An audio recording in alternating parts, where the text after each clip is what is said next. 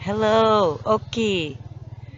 Welcome to Red Eagle Campground. We're here this weekend at the Two Medicine River and Dam at the Red Eagle Campground on the beautiful Blackfeet Indian Reservation. We're here this weekend for the Harwood family reunion. All the families gathering from all over the country. We even had a cousin fly in from Arizona to attend the Harwood family reunion. Last night we all gathered in the center and we had live music. This morning they're playing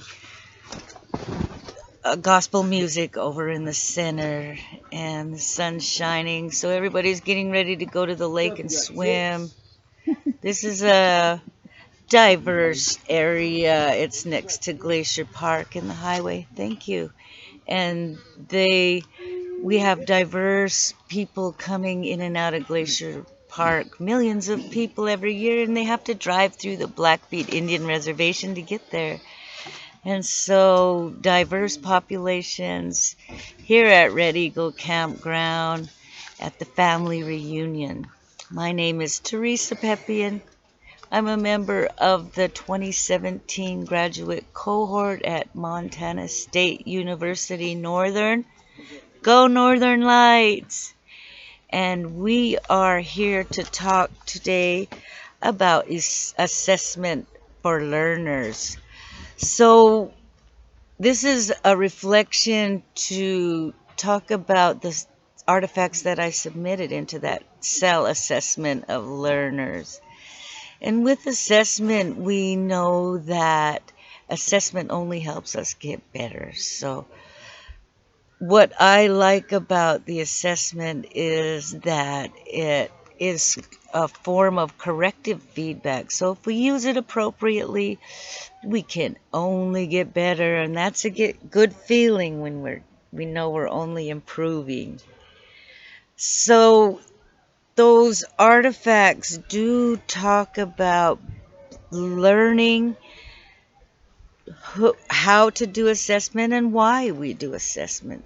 So, assessment helps us learn. If we have a master educator teaching learners how to master the content, then we're blessed because that's the challenge, is mastering the content. We're not competing against each other to see who gets a higher score. What we're competing is against the content to master the content so we know it. And that way nobody gets left behind. Everybody gets to learn. Not only a portion, 68% under the bell curve, or the 95% under the bell curve, but 100%, everybody gets to succeed. The more they succeed, the more they know they can succeed. So, learning about assessment, listening for one, but also using the tools that are available and knowing the various types of assessment. Are we learning through visual learning best, or do we have to do hands-on, or can we just read the material and then take the assessment and learn that way? So there's different learning styles, and once we know how we learn best, then we work on the other learning styles that are weak, and we strengthen those learning styles as well. We become better learners and we can learn the content, which is always the goal. So, with assessment for learning, we always want to make a goal and follow those objectives. And once we make that goal, then we can use assessment and look at the situation from there. Our educators teach us to make a plan, implement that plan, and we evaluate at the end, which is more assessment.